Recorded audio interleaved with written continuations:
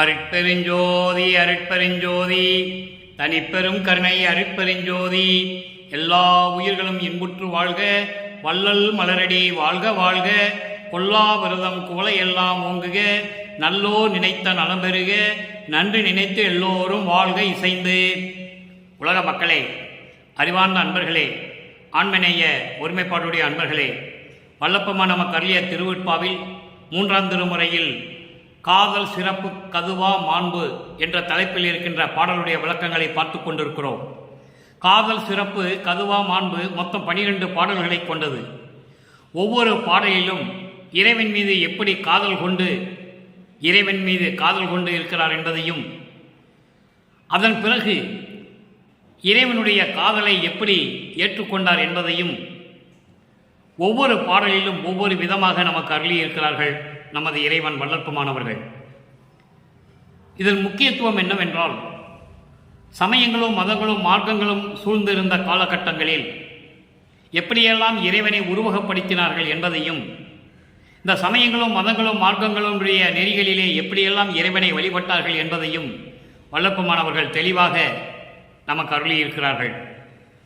காரணம், இந்த பிரபஞ்சம் தோன்றிய காலத்திலிருந்தே 4 யுகங்களிலும், கிரேத யுகம், திரேத யுகம், துவாபர யுகம், கலியுகம், இந்த 4 யுகங்களிலுமே எப்படி சமயங்கள் மதங்கள் மார்க்கங்கள் தோன்றிவிட்டன, அதை தோற்றுவித்த மத தலைவர்கள், சமயத் தலைவர்கள், மார்க்கத்தினுடைய தலைவர்கள் எல்லாம் எப்படியெல்லாம் இறைவனை உருவகப்படுத்தினார்கள் என்பதையும் வல்லப்பமா நமக்கு தெளிவாக அருளி இருக்கிறார்கள்.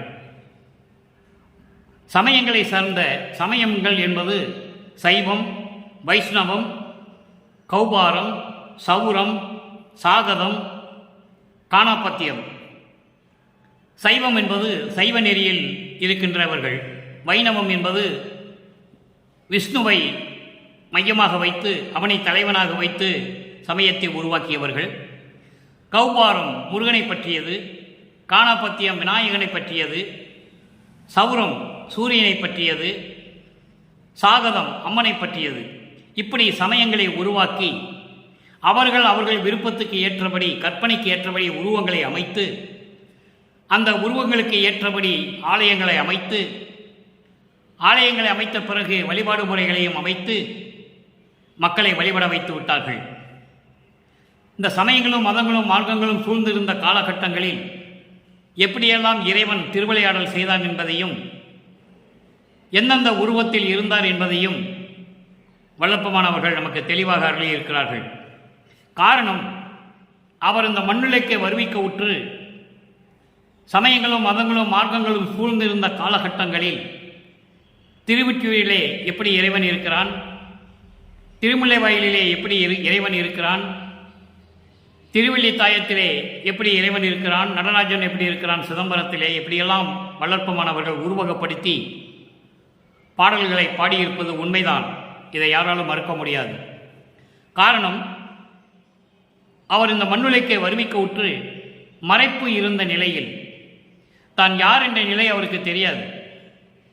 9 ஆண்டுகள் கழித்து இந்த மண்ணுலைக்கு வருவிக்க உற்று 9 ஆண்டுகள் கழித்து அருட்பெருஞ்சோதி ஆண்டவர் தன் மகனை ஆட்கொள்கிறார். ஆண்டாறு 3 ஆண்டில் ஆட்கொண்ட அருள்கடலே என் உள்ளத்தமர்ந்த தேவே என்று சொல்லுவார். 9ஆவது ஆண்டில் ஆட்கொண்ட பிறகு இவருடைய மறைப்பு விலகுகிறது. இவர் ஏன் இந்த மண்ணுலைக்கு வருவிக்க உற்றோம் என்ற நிலை புரிகிறது. விண்ணுலகத்திலே எப்படி இருந்தோம், ஏனாவன் எனினும் யான் அம்மையின் அடியேன் என அறிந்தேன், இதயம் மலர்ந்தேன் என்று சொல்லுவார்.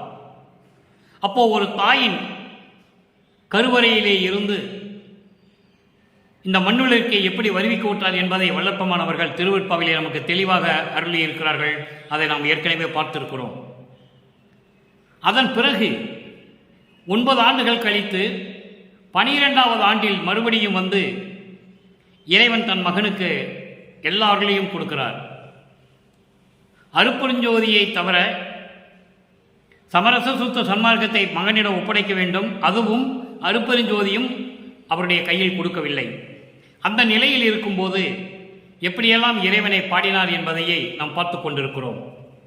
அதன் பிறகு சமரச சுத்த சன்மார்க்கத்தை பெற்ற பிறகு இந்த மதங்களும் மார்க்கங்களும் சமயங்களும் சாராத நிலையில் ஏனென்றால் சமரச சுத்த சன்மார்க்கம் தனி மார்க்கம், எதனுடன் தொடர்பு இல்லை. 200 ஆண்டுகளாக கீழிருந்து தான் மேலே வரணும், கீழிருந்து தான் மேலே வரணும் என்று சொல்லி சமரச சுத்த சன்மார்க்கத்தினுடைய விளக்கத்தை மக்களிடையே சொல்லாமல் விட்டுவிட்டார்கள். கீழிருந்து மேலே வருவதற்குள் அவன் இறந்து விடுவான். சமரச சுத்த சன்மார்க்கத்தை பற்றி தெரிந்து கொள்ள முடியாது.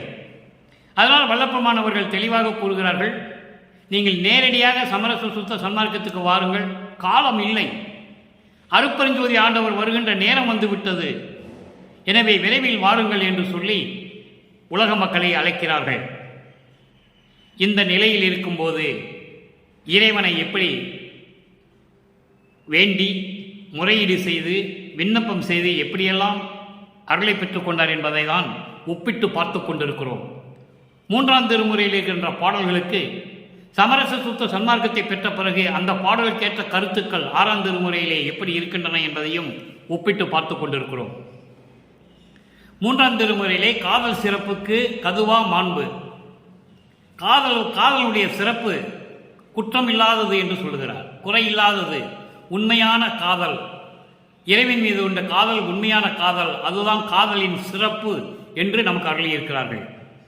தன்னை ஒரு பெண்ணாக உருவகப்படுத்தி எப்படியெல்லாம் இறைவனிடம் காதல் கொண்டார் என்பதையும், இந்த பெண் இப்படியெல்லாம் காதல் கொள்கிறாளே என்று சொல்லி தாய் வருந்துகிறாள். செவிலித்தாயிடம் கூறுவது போல 6ஆம் திருமுறையிலே நமக்கு பதில் கிடைக்கிறது. அதை பார்த்து கொண்டிருக்கிறோம், நன்றாக கவனியுங்கள். இப்போ 3ஆம் திருமுறையில் காதல் சிறப்பு கதுவா மாண்பு 6வது பாடலை நன்றாக கவனியுங்கள். என் கண் அணையார், என் கண் அணையார் மலைமகளை இச்சித்து அணைந்தார், ஆனாலும் வன்கண் அடையார், வன்கண் அடையார் தீக்கண்ணால் மதனை எரித்தார், தீக்கண்ணால் மதனை எரித்தார், ஆனாலும் புன்கண் அறுப்பார், புன்னகையால் புறத்தை அழித்தார், ஆனாலும் கண்ணல் மொழியாய் நான் அவர் மேல் காதல் ஒளியேன் கனவினுமே. தன்னை ஒரு பெண்ணாக உருவப்படுத்தி தோழியிடம் சொல்லுகிறார் போல இந்த பாடலை நமக்கு அருளியிருக்கிறார்கள். பாலுடைய மைய கருத்து என்னவென்றால், இறைவன் எப்படியெல்லாம் திருவிளையாடல் செய்தான் என்பதையும், அந்த இறைவன் மீது நான் கொண்டுள்ள காதலை மறக்க முடியாது என்பதை மையமாக வைத்து அந்த பாடலை நமக்கு அருளியிருக்கிறார்கள். தாய் மகளுடைய நிலையை பார்த்து, அவனுக்கு உண்ண உணவு இல்லை, உடுக்க உடை இல்லை, இருக்க இடம் இல்லை, பிச்சை எடுத்துக்கொண்டு சாப்பிட்டு கொண்டிருக்கிறான், கந்த துணியை கட்டி கொண்டிருக்கிறான், இருக்க படுக்க இடம் இல்லாமல் சுடுகாட்டிலே படுத்து கொண்டிருக்கிறான், எரிந்து போன மண்டை கோடுகளை மாலையாக தொடுத்து கொண்டிருக்கிறான். அவனை போய் காதலிக்கிறாயே, அவனால் உனக்கு என்ன பலன் கிடைக்கும்? வெகுளிப்பெண்ணாய் இருக்கிறாயே என் மகளே என்று சொல்லுவது போல இந்த பாடலில் நமக்கு அருளியிருக்கிறார்கள். மகள் தோழியிடம் சொல்லுகிறாள், தாயினுடைய பேச்சை கேட்காமல் காதல் கண்ணை மறைக்கிறது. உலகிலே சொல்லுவார்கள் காதல் கண்ணை மறைக்கிறது என்று சொல்லுவார்கள். அதுபோன்று இறைவன் மீது கொண்டுள்ள காதல் கண்ணை மறைத்து தோழியிடம் சொல்லுகிறாள், என் கண் அணையார், என் கண் போன்றவர், இறைவன் என் கண் போன்றவர் மலைமகளை இச்சித்து அணைந்தார், ஆனாலும் மலைமகளை மணந்து கொண்டார், விரும்பி காதல் கொண்டு மலைமகளை மணந்து கொண்டார், ஆனாலும் அவர் வன்கண் அடையார், தீய செயல்களை செய்ய மாட்டார், எல்லாமே நன்மைகளையே செய்வார். தீக்கண்ணால் மதனை எரித்தார், மன்மதனை நெற்றிக்கண்ணால் எரித்தவர். மன்மதனுடைய அட்டுழியங்கள் தாங்க முடியாமல் தன்னுடைய நெற்றிக்கண்ணால் மன்மதனை எரித்தவர். ஆனாலும் புன்கண் அறுப்பார், புன்கண் அறுப்பார் என்பது துன்பங்களையும் துயரங்களையும் நீக்குகின்றவர். அப்படிப்பட்ட இறைவன் புன்னகையால் புறத்தை அழித்தார், முப்புறத்தை அழித்தவர் புன்னகையால்.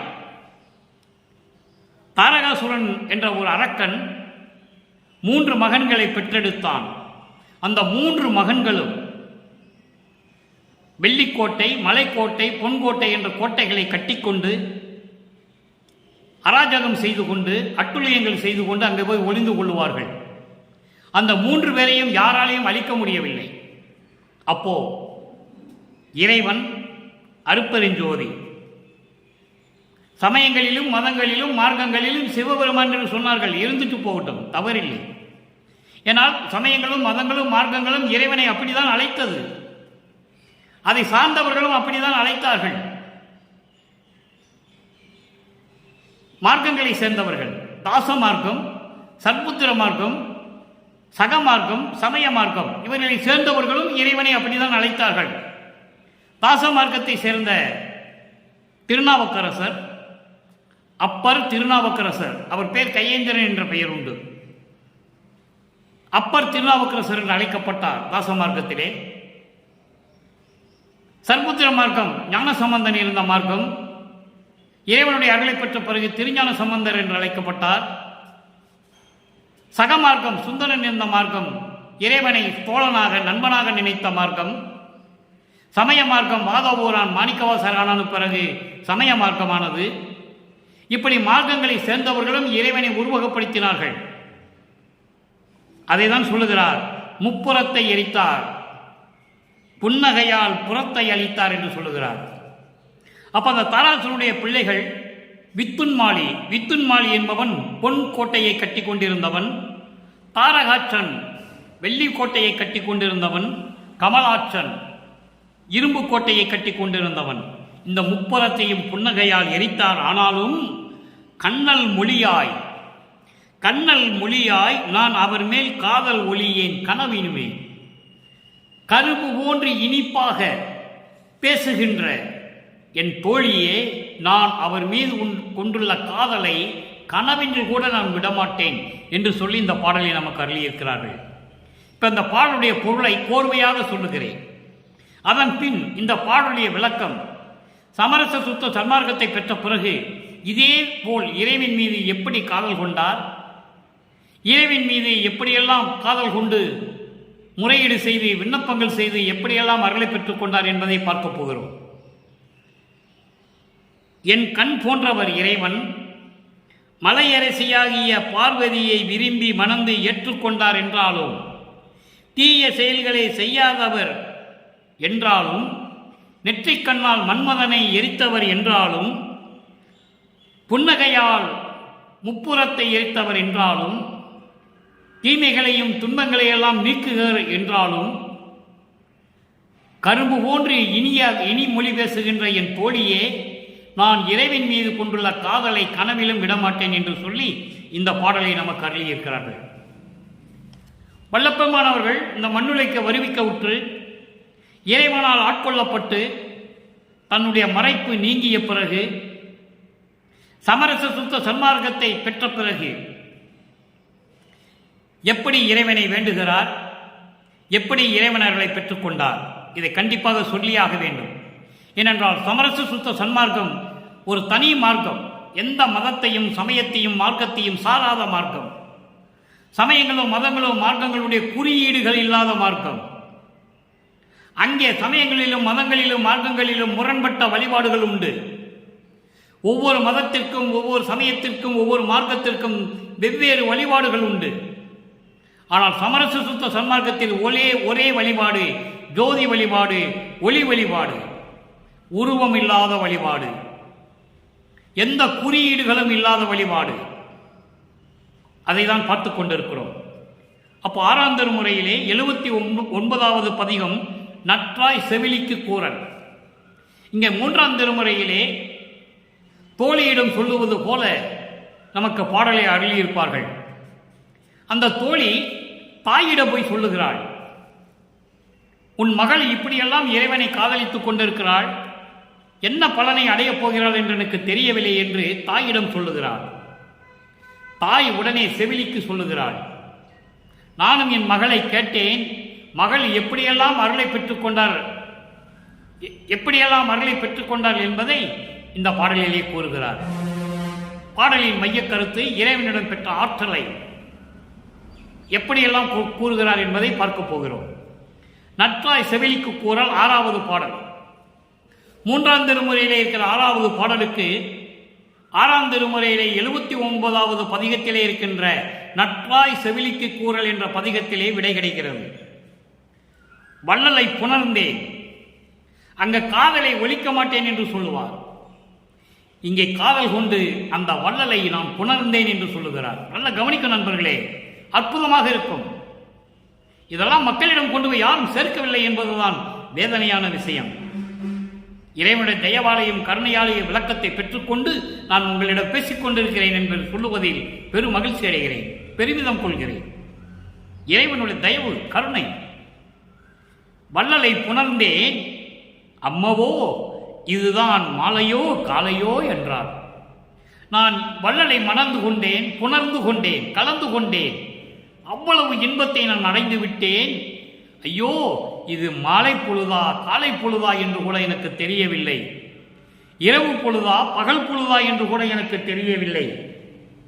இறைவனோடு நான் கலந்து கொண்டேன், இன்பத்தை பெற்றுக்கொண்டேன். எல்லலை தவிர்த்தேன். எல்லல் என்பது துன்பம். துன்பத்தை தவிர்த்தேன், உலகமெல்லாம் எனக்கே ஏவல் செய்கின்றன என்றார். அற்புதமான நிகழ்வு நண்பர்களே. எப்படி இறைவனிடம் பெற்றுக்கொண்டதை ஒரு தாய், மகள் பெற்றுக்கொண்டதை ஒரு தாய் செவிலித்தாய்க்கு சொல்லுகிறாள். இவ்வளவு அழகாக நமக்கு அருளி இருக்கிறார்கள் வல்லப்பமானவர்கள். என் மகளை கேட்டேன், நான் வள்ளலை புணர்ந்தேன் என்று சொல்லிவிட்டாள். அவரை நான் திருமணம் செய்து கொண்டு ஒன்றாக கலந்து விட்டேன் என்று சொல்லுகிறாள். இது காலை பொழுதா மாலை பொழுதா கூட எனக்கு தெரியவில்லை. அவ்வளவு இன்பமாக இருந்தது என்று சொல்லுகிறாள். அதோடு மட்டுமல்ல, எல்லலை தவிர்த்தேன் என்று சொல்லுகிறார். எல்லல் என்பது துன்பத்தை தவிர்த்தேன் என்று சொல்லுகிறாள். உலகெல்லாம் எனக்கே ஏவல் செய்கின்றன என்றால், எல்லா உலகங்களும் எனக்கு பணிவிடை செய்கின்றன. எனக்கு பணிந்து, நான் இட்ட கட்டளைக்கு பணிந்து இந்த உலகமெல்லாம் எனக்கு பணிவிடை செய்கின்றன என்று சொல்லுகிறாள். அதோடு மட்டுமல்ல, தெல்லமுது அருந்தி அழிவிலா உடம்பும். இறைவனிடம் பெற்றதை எப்படி சொல்லுகிறார் பாருங்க. இதுதான் வல்லப்பமானுடைய இறைநிலை, கடவுள் நிலை. அவர் சாதாரண குழந்தையாக பிறந்து சாதாரண மனிதனாக வாழ்ந்து சாதாரணமானவர் அல்ல என்பதை நீங்கள் புரிந்து கொள்ள வேண்டும். ஏனென்றால் மக்களிடையே இப்படியே சொல்லி சொல்லி சொல்லி அவரை துறவி என்றும் யோகி என்றும் பாடலாசிரியர் என்றும் பகுத்தறிவாளர் என்றும் சிந்தனையாளர் என்றும் இப்படியே சொல்லி சொல்லி அவரை மக்களிடம் பரப்பி விட்டார்கள். அவன் இறைவன், இறைவனாகவே வருவிக்கவுற்றவர் வல்லப்பமானவர்கள் என்பதை இங்கே நான் பதிவு செய்ய கடமைப்பட்டிருக்கிறேன்.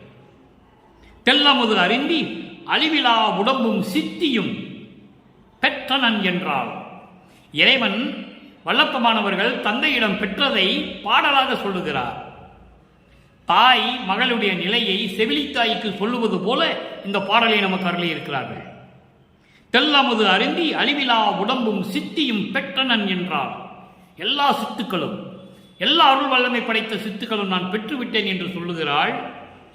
துல்லிய மடவீர் காண்பினோ என்றால், துல்லிய மடவீர் காண்பினோ என்றால், துள்ளி விளையாடும் அழகு மிகுந்த பெண்களே, பார்த்தீர்களா நான் எப்படியெல்லாம் இறைவனிடம் பெற்றுக்கொண்டேன் என்பதை நீங்கள் கண்டுகொள்ளுங்கள் என்றால், சோர்விலால் நான் பெற்ற சுதையே, சுதை என்பது பெண், மகள் என்ற அர்த்தம். நான் பெற்ற மகள் சோர்வில்லாமல் இருக்கிறாள், அவ்வளவு மகிழ்வோடு இருக்கிறாள், பேரின்பமாக இருக்கிறாள் என்று சொல்லி இந்த பாடலை நமக்கு அருளி இருக்கிறார்கள். சரி, இப்போ செவிலித்தாய் வந்து சொன்னதை தாய் சொல்லுவது போல இந்த பாடலை சொல்லி இறைவனிடம் என்னதான் பெற்றுக்கொண்டார். இறைவனோடு இரண்டரை கலந்து கொண்டார், அவ்வளவு பேரின்பமாக இருக்கிறது என்று சொல்லுகிறார். துன்பங்களை எல்லாம் கடந்து விட்டேன் என்று சொல்லுகிறார். எல்லா உலகங்களும் எனக்கே பணிவிட செய்கின்றன என்று சொல்லுகிறார். தெல்லமுது அருந்தி அழியா உடம்பும் ஊழிதூறு ஊழி உளவினும் அடியா உடம்பை அழித்தனன் என்று சொல்லுவார். அற்புதமாக இருக்கும். ஒவ்வொரு யுகத்திலும் வல்லப்பெருமான் இருந்தவர் என்பதை நீங்கள் புரிந்து கொள்ள வேண்டும்.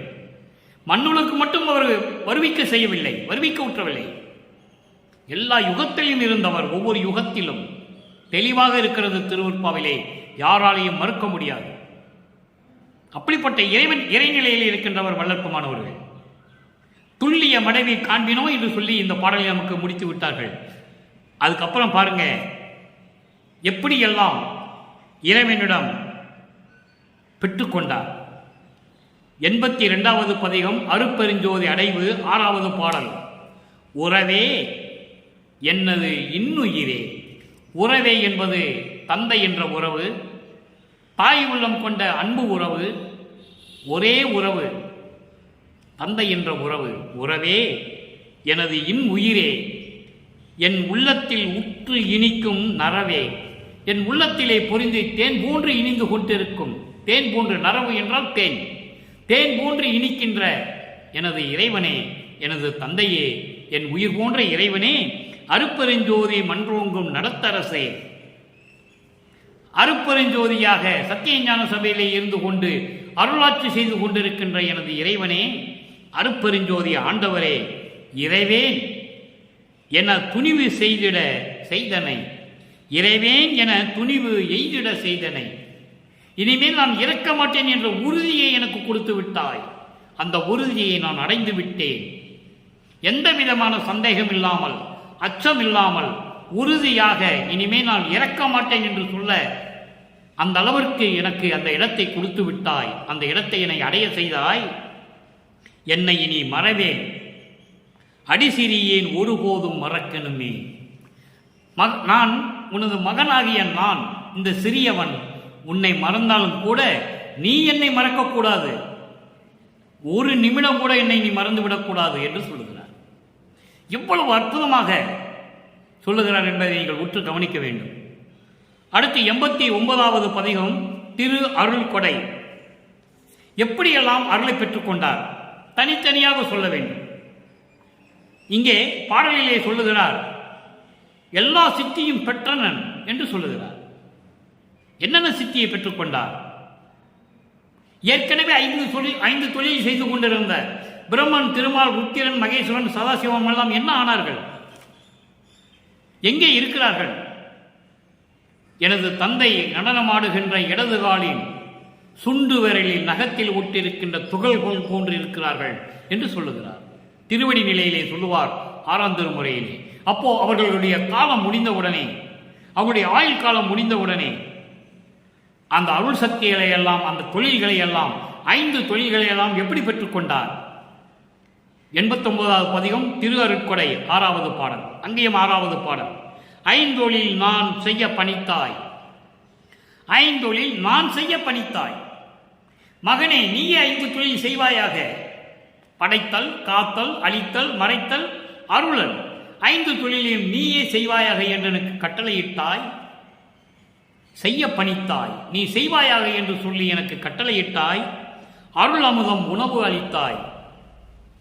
என்ன உணவு சாப்பிட்டார் அவரே? அருள் அமுதம் உணவு அளித்தாய். சித்தி வளாகத்திலே சமையலறை உண்டா? மடப்பள்ளி உண்டா? ஊஞ்சல் உண்டா? தூங்குவதற்கு, குளிப்பதற்கு குளியரலை உண்டா? துணி மாற்றுவதற்கு உடுப்பு அறை உண்டா? எதுவுமே இல்லை. சிந்தித்து பார்க்க வேண்டும் நண்பர்களே. இறைவனுக்கு இதெல்லாம் தேவையில்லை. தூக்கம் தேவையில்லை, உணவு தேவையில்லை. அருள் அமுதம் உணவு அளித்தாய் என்று சொல்லுகிறார். பிண்ட உருவமாக கருவறையிலே இருந்ததிலிருந்து அருள் அமுதம் உண்டவர். மீதியெல்லாம் மற்றவர்களுக்கு தெரிவதெல்லாம் தத்துவ சித்திகள். அது மற்றவர்களுக்கு உணவு உண்டது போல தெரியும், மலங்கலம் கழிப்பது போல தெரியும். அது தத்துவ சித்தி, சுத்த தேகத்துக்குடைய தத்துவ சித்தி என்று பொருள். தெளிவாக சொல்லுகிறார் வல்லப்பமானவர்கள். சுத்த தேகம், புறண தேகம், ஞான தேகம் கொண்டவனுக்கு இதெல்லாம் தேவையில்லை. அருள் அமுதம் உணவு அளித்தாய். வெந்துளில் தீர்ந்து ஓங்கிய நின் மெய்யடியார் சபை நடுவே.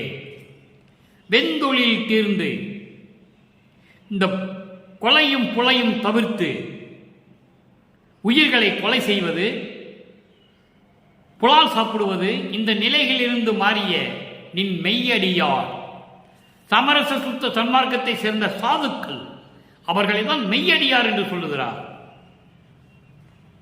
அப்படி மெய்யடியார் சபை நடுவே என்னை நிறுத்தி, என் தந்தையே, எந்தை என்று சொல்லுகிறார். எந்தை என்றால் எனது தந்தையே, உன்னை பாடி மகிழ்ந்து இன்புறவே வைத்தருளி செந்தமிழில் வளர்க்கின்றாய், செந்தமிழில் வளர்க்கின்றாய், சிற்றவையில் நடிக்கின்றாய் என்று சொல்லி இந்த பாடலை நமக்கு அருளியிருக்கிறார்கள்.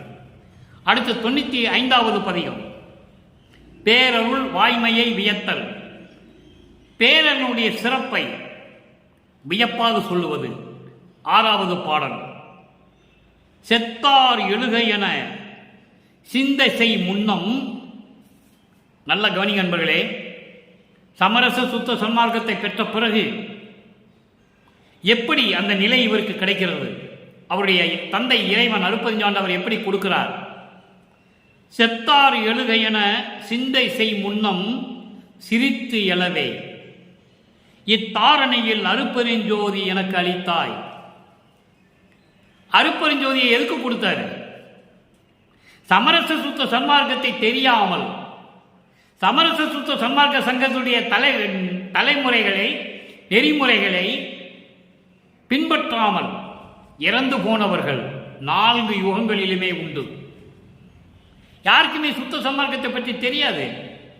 சமய மார்க்கத்தை பற்றி தெரிந்திருந்தார்கள், மற்ற மார்க்கங்களை பற்றி தெரிந்திருந்தார்கள். அதனால் தான் 12 நிலைகளுக்குள்ளே போனார்கள். முத்தி தான் கடைசி நிலை என்று நினைத்து அதோடு சென்று விட்டார்கள். கர்ம சித்தி யோக சித்தியிலே சென்றவர்கள் தான் கோடான கோடி பேர். ஞான சித்திக்கு யாருமே வரவில்லை. அப்போ அந்த நிலையில் இறந்தவர்களை, அந்த நிலையில் சமயங்களிலும் மதங்களிலும் மார்க்கங்களிலும் சிக்கிக்கொண்டு சமரச சுத்த சன்மார்க்கத்தை தெரியாமல், அந்த நெறிமுறைகளை தெரியாமல் இறந்தவர்களை எழுப்ப வேண்டும் என்று நினைப்பதற்கு முன்னாலேயே சிரித்து எழும்படி இந்த உலகிலே எனக்கு அருட்பெருஞ்சோதியை எனக்கு அளித்தாய். இதான் இந்த பாடலுடைய பொருள், இந்த வரிக்கு பொருள். செத்தவர்களை எழுப்புவது என்பது இறந்து போன பிணங்களையோ சடங்களையோ எழுப்புவது அல்ல. சமரச சுத்த சன்மார்க்கத்தை மக்களுக்கு தெரியப்படுத்த வேண்டும் என்பதற்காகத்தான் இந்த 4 யுகங்களிலுமே இறந்தவர்களை மீண்டும் எழ செய்து அவர்கள் சிரிப்போடும் மகிழ்வோடும் வாழ வேண்டும் என்பதற்காகவே அருட்பெருஞ்சோதியை எனக்கு அளித்தாய் என்று சொல்லுகிறார்.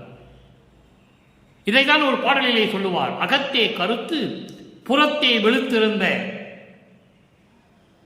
உலக சக அனைவரையும் திருத்தி சன்மார்க்கத்தை அடைவித்திட, உலக அனைவரையும் சகத்தை திருத்தி சன்மார்க்கத்தை அடைவித்திட. கவனிக்கணும், நீங்க சன்மார்க்கத்தில் சேர்க்க வேண்டும் என்பதற்காக உள்ளத்திலே கருத்து, கருத்து என்பது சமயங்களையும் மதங்களையும் மார்க்கங்களையும் நெறிகளையும் வைத்துக் கொண்டு துன்பப்பட்டுக் கொண்டிருக்கின்ற இந்த உலக மக்கள் அனைவரையும் ஒன்றாக திரட்டி திருத்தி சன்மார்க்கத்தை அடைவித்திட, இகத்தே பரத்தையெல்லாம் பெற்று மகிழ்ந்திடுவதற்கென்றே அனைவரும் இகத்தே என்றால் இங்கே மண்ணுலகிலே எல்லாவற்றையும் பெற்று மகிழ்வோடு வாழ்வதற்காகவே, மகிழ்வோடு வாழ வேண்டும் என்பதற்காகவே என்னை உகத்தே இறைவன் வருவிக்க உற்றேன், அருளை பெற்றேனே. அப்படி என்றால் செத்தவர்களை எழுப்புவது என்பது சமரச சுத்த சன்மார்க்கத்தை தெரியாமல் இறந்தவர்கள் கோடான கோடி எத்தனையோ 4 யுகங்களிலேயே உண்டு. அந்த ஆன்மாக்களை எல்லாம் எழுப்பி சமரச சுத்த சன்மார்க்கத்தை தெளிவுபடுத்தி சிரித்து எழ வேண்டும் என்பதற்காகவே இந்த உலகிலே எனக்கு அருட்பெருஞ்சோதியை எனக்கு அளித்தாய். எத்தாலும் என்றும், எத்தாலும் என்றும், எந்த நிலையிலும் எந்த வடிவத்திலும் சரி, எப்பொழுதும் சரி, அழியா வடிவு தந்து அழியாத தேகத்தை கொடுத்து மரணமில்லா பெருவாழ்வை கொடுத்து என்னுள் நின்னை வைத்தாய். எவ்வளவு அற்புதம் பாருங்க. இறைவன் தன்னோடு 2 கலந்ததை, இறைவன் தன்னோடு இருப்பதை எப்படியெல்லாம் கூறுகிறார் என்பதை நீங்கள் கவனித்துக் கொள்ள வேண்டும். இந்த மண்ணுழைக்க வருவிக்க உற்று மறைப்பு நீங்காத நிலையில் எப்படி இறைவனிடம் பேசுகிறார், எப்படி இறைவனிடம் வேண்டுகிறார், முறையீடு செய்கிறார், விண்ணப்பம் வைக்கிறார் என்பதை பார்த்துக் கொண்டிருக்கிறோம். சமரச சுத்த சன்மார்க்கத்தை பெற்ற பிறகு, மறப்பு நீங்கிய பிறகு, தான் யார் என்ற நிலை தெரிந்த பிறகு எப்படி இறைவனிடம் அருளை பெற்றுக் கொண்டார் என்பதையும் பார்த்துக் கொண்டிருக்கிறோம். அதை நீங்கள் உன்னிப்பாக கவனிக்க வேண்டும். அழியா வடிவு தந்து என்னுள் நின்னை வைத்தாய் மணிமன்ற வானா. மணிமன்ற வானான என்றால் அருள் சக்தியோடு விளங்கிக் கொண்டிருக்கின்ற சத்தியநாத சபையில் இருக்கின்ற அருட்பெருஞ்சோதி ஆண்டவரே, அவைதான் வானா என்று சொல்கிறார். வானா என்றால் அருட்பெருஞ்சோதி ஆண்டவர். மணிமன்ற வானா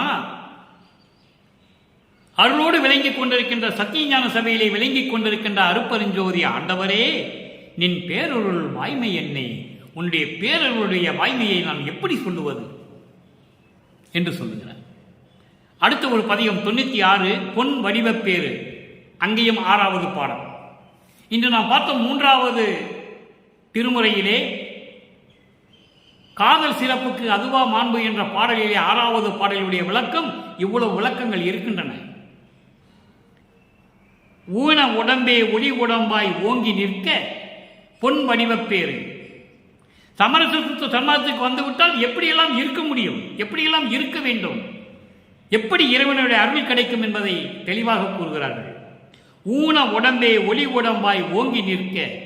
இந்த ஊன உடம்பு ஒளி உடம்பாக ஓங்கி நிற்க ஞான அமுது எனக்கு நல்கியது, ஞான அமுது எனக்கு நல்கியது வானப்பொருள் பெருஞ்சோதி பொதுவில் விளங்கும் அருட்பெருஞ்சோதி. அது அது என்றால் ஆண்டவன், அருட்பெருஞ்சோதி அது என்றால் அருட்பெருஞ்சோதி ஆண்டவர்.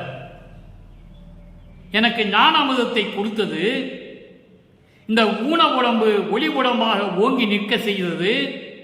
ஞான அமுதத்தை கொடுத்ததெல்லாம் யாரு? வானப்பொருள் பெருஞ்சோதி பொதுவில் விளங்கும் அருட்பெருஞ்சோதி ஆண்டவர். அருட்பெருஞ்சோதி ஆண்டவர் தான் எனக்கு எல்லாமே கொடுத்தார். இந்த ஊன உடம்பை ஒளி உடம்பாக்கினார், ஞான அமுதத்தை கொடுத்தார். அப்படிப்பட்ட இறைவன் சத்தியஞான சபையிலே விளங்கிக் கொண்டிருக்கின்ற அருட்பெருஞ்சோதி ஆண்டவர் என்று சொல்லுகிறார். அடுத்து ஒரே ஒரு விளக்கம், இறுதியான விளக்கம். 98வது பதிகம் சத்குரு மணிமாலை. சத்குரு மணிமாலையிலே 6வது பாடல். சத்குரு மணிமாலை ஏற்கனவே விளக்கம் நான் கொடுத்திருக்கிறேன், யூடியூப்ல நீங்க பார்த்துக்கலாம். இருந்தாலும் இன்று பார்த்த பாடலுக்கு இது ஒரு பொருத்தமான பொருள் என்பதால் இதை உங்களுக்கு மறுபடியும் சொல்லுகிறேன். 6வது பாடல். 6 அந்த நிலைகளின் அனுபவ நிறைவே. இறைவனை எப்படி சொல்றார் பாருங்க. அங்கே என்ன சொல்லுவார் 3ஆம் திருமுறையிலே இறைவனை? மன்மதனை எரித்தவர், முப்புறத்தை எரித்தவர், பார்வதியை மணந்தவர். ஏனால் சமயங்களும் மதங்களும் மார்க்கங்களும் சூழ்ந்திருந்த காலகட்டங்களில் இறைவனை எப்படியெல்லாம் உருவகப்படுத்தினார்கள் என்பதை அங்கே விளக்குகிறார். அதன் பிறகு இனிமேல் அது தேவையில்லை. சமயங்களும் மதங்களும் மார்க்கங்களும் தேவையில்லை, அந்த உருவ வழிபாடுகள் தேவையில்லை, அந்த சங்கற்ப விகற்பங்களுடைய வழிபாடுகள் தேவையில்லை என்பதை நீக்கிவிட்டு சமரச சுத்த சன்மார்க்கத்தை பெற்ற பிறகு சத்குரு மணிமாலையிலே சொல்லுகிறார் 6 அந்த நிலைகளின் அனுபவ நிறைவே. 6 அந்தங்களுடைய 6 அந்தங்களையும் கடந்து கலாந்தம், போதாந்தம், யோகாந்தம், நாதாந்தம், வேதாந்தம், சித்தாந்தம், இப்படி 6 அந்தங்களையும் கடந்த அனுபவ நிலையில் இருக்கின்ற பரிபூரணமாக இருக்கின்ற இறைவனே அருட்பெருஞ்சோதியே. அதைதான் அனுபவ நிறைவே என்று சொல்லுகிறார். நிறைவு என்றால் பரிபூரணமாக இருப்பது. பிரபஞ்சத்தில் பரிபூரணமாக ஒளிவீசிக் கொண்டிருக்கின்ற 6 அந்தங்களையும் கடந்த அனுபவ நிலையில் இருக்கின்ற பரிபூரணமாக விளங்கிக் கொண்டிருக்கின்ற அருட்பெருஞ்சோதி ஆண்டவரே, அது அதுவாய், அது அதுவாய் ஒளிர் பொது உரு நிதியே. அது அதுவாய் என்பது அந்தந்த இடங்களில் அந்தந்த இறைவனாக இருந்து கொண்டு ஒளிர்ந்து கொண்டிருக்கின்ற பொது உரு நிதியே. பொது உரு நிதியே என்றால் சத்தியஞான சபையில் விளங்கிக் கொண்டிருக்கின்ற அருள் செல்வமே. நிதி என்பது இங்கு செல்வம், அருள் செல்வம். அப்படிப்பட்ட அருள் செல்வமே கூறு எந்த நிலைகளும் ஒரு நிலை. எனவே எல்லா நிலைகளும் ஒரே நிலைதான் என்று கூறக்கூடிய கூறு என்பது ஒரு பாகம், பிரிவு. எந்த பிரிவுகளும் இல்லாமல் எல்லாமே ஒரே நிலைதான். ஒரே நிலை என்று, அதான் கடவுள் நிலை என்று கூறி என் உள்ளத்தில் குலவிய களிப்பே. எல்லா நிலைகளும் ஒரே நிலை, இறைநிலை. அதான் கடவுள் நிலை என்று என் உள்ளத்திலே இருந்து குலவிய களிப்பே, பேரின்பமே, என் உள்ளத்தில் கலந்த இன்பமே, இறைவனே, அருட்பெருஞ்சோதியே. பேரிந்த நெறி, பேரிந்த நெறி, பேரிந்த நெறி என்பது சிவ அனுபவ நெறி. பேரிந்த நெறி என காட்டி, இதுதான் சிவ அனுபவ நெறி என்று எனக்கு காட்டி, எந்தனையே என்னை பெருநெறிக்கு ஏற்றிய ஒரு பெரும்பொருளே. சுத்த சன்மார்க்கத்தை எங்க வாங்குறார் பாருங்க. பெருநெறிக்கு ஏற்றிய ஒரு பெரும்பொருளே. பெருநெறி என்பது சமரச சுத்த சன்மார்க்க நெறிக்கு என்னை மேலேற்றி என்னை கடவுள் நிலையில் வைத்த ஒரு பரம்பொருளே, பெரும் பொருளே, அருப்பெருஞ்சோதியே, சாறு எந்த நாட்களும் விளங்கும் ஓர் வடல்வாய் தனி நடராஜ சத்குருமணியே.